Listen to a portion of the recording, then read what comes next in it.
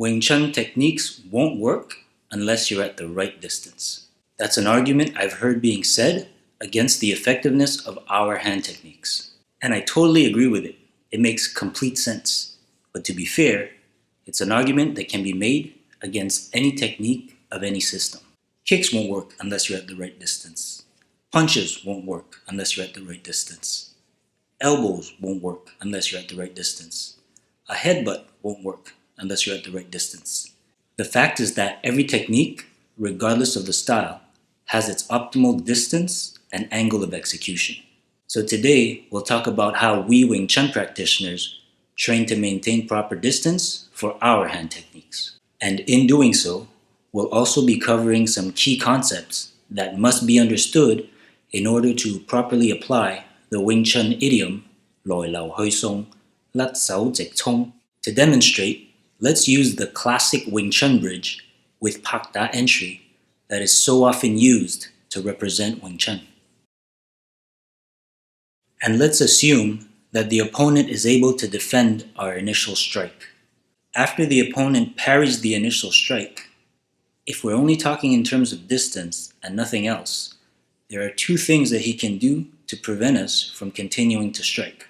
He can either decrease the distance to the point where we can't even use our elbows, or increase the distance to the point where we can't even use our kicks. In order to prevent any of these two things from happening, there are two important Wing Chun concepts that need to be applied. The first is called forward intent.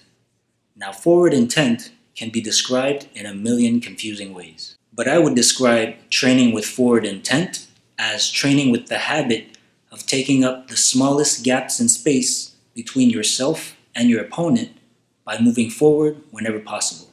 A key benefit of this is that it trains us to be ready to move forward whenever the opponent moves backward. So if you enter with Pak Da and the opponent parries the punch and begins to move back, as long as you maintain forward intent like you're supposed to and use proper footwork, you should be able to keep him within striking range. Because it's much easier to win a foot race moving forward than it is moving backward. It's important to keep in mind, however, that just because you're applying proper forward intent, it doesn't necessarily mean that the opponent will never be able to get away by moving backward. What it does mean is that if he does get away, it'll be because he was fully committed to completely disengaging rather than simply trying to create some space to counter.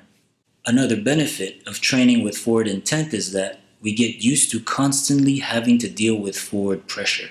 As a result, we learn that by not letting our arms collapse and by adopting a good stance, it is possible to redirect oncoming force into the ground while staying upright.